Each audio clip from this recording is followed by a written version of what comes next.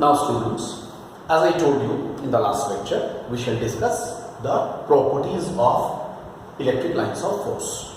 Okay. Here you are seeing a number of the diagrams. I think in mentioning these properties of electric lines of force, these diagrams will be helpful for you to understand. So just one by one I am telling you. Number one, the first property I have pointed here. Number one, first property is, you can write also, you may write also as you wish. First is, electric lines of force are the continuous smooth curves. These are the continuous smooth curves without any break. Why? Because if there is a break in the electric lines of force, then it indicates that in that region there is no field. But you know that is never possible. Electric lines of force is always existing in the electric field. So they are the continuous smooth curves without any break. Second point is, they always originate from the positive charge and terminate at the negative charge, as mentioned, as shown in figure 1. Always originate from the positive charge, terminate at the negative charge. It means they never form a closed loop because they are terminated. That's why they will never form the closed loop. Number 3, third point. Two electric lines of force will never intersect each other. Here you can understand it with the help of the figure number 3. See figure number 3. According to this figure, if the two lines of force intersect each other, let's say the two lines of force intersect each other, then what will happen? At the same point, the two tangents can be drawn, and according to the definition of the electric lines of force, you know, these tangents indicate the direction of the field. So at the same point, see the intersection point, at the same point there cannot be the two directions of the electric field. This is why two lines of force never intersect each other.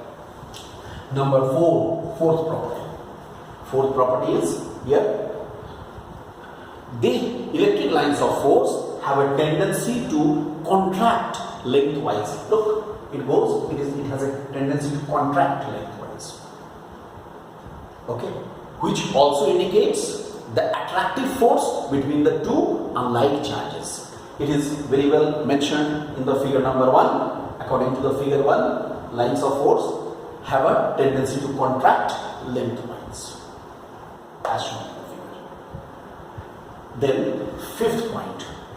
Electric lines of force have a tendency to expand laterally like this, perpendicular to the longitudinal direction, laterally in this direction. See, if the two positive charges are there, what will happen? Lines of force are running like this, as shown in the figure. They will never intersect. However, whatever close they may be with each other, but they will never intersect each other. Right? And a point N is shown. Look here.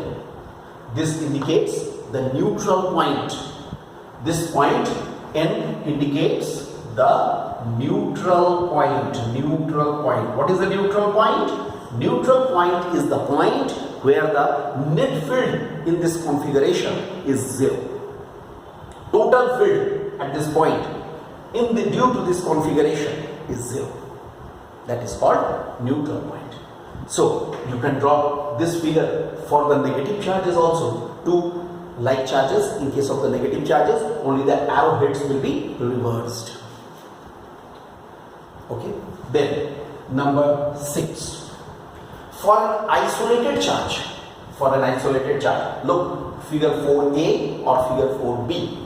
Isolated charge. What is the meaning of isolated charge? The charge alone. Isolated charge.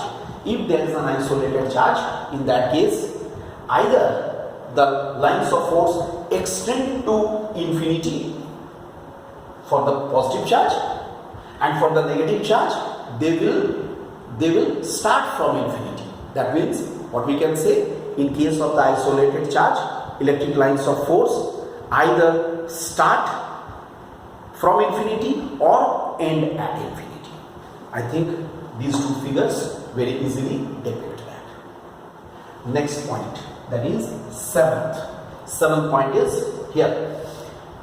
Electric lines of force are always perpendicular to the surface of a conductor or a charged conductor on which the charges are in equilibrium. So the electric lines of force are always perpendicular to the charged conductor in which the charges are in equilibrium, as shown in the figure here. In figure number 5, see, this is a positively charged conductor, and what happens in the positively charged conductor? Lines of force are coming out normally. They are coming out normally. If it is a negatively charged conductor, this will be terminating normally. Exactly, if you make it negative, only you reverse the direction of the field. Alright, then we can write, that is relative closeness between the lines of force. Relative closeness between electric lines of force indicates the direction, indicates the strength of the electric field in that region. I repeat, the relative closeness between electric lines of force in a region indicates the strength of the electric lines of force or strength of the electric field intensity at a point. It means, relative closeness means, I can say in this way, that if in a region electric lines of force are very much close to each other, there the field is stronger. Whereas if in a region these electric lines of force are far away from each other, then the field is weaker. Alright, field will be weaker. So relative closeness between the electric lines of force will indicate the strength of the electric field in that region. And I hope these properties are sufficient to, if you remember these properties. And one more you can say, that is, electric lines of force never pass through the conductor, because through the conductor electric lines of force will not be passing through the conductor, because electric field inside the conductor is zero. How it is zero, we shall discuss it in our next topic, Gauss's theorem. But since electric field inside a conductor is zero, so lines of force never pass through the conductor. I think these properties are sufficient. And just for an exercise, I give you from NCERT the question number 1.26. I will suggest you to solve question number 1.26. It's a diagrammatic figure. I think all of you are having NCERT. You can solve this question today only. Then you can very easily understand, and I think all these properties which we have mentioned will be used there. So this is all about the electric lines of force and their properties, and almost important configurations are shown here in the diagram. Okay, thank you.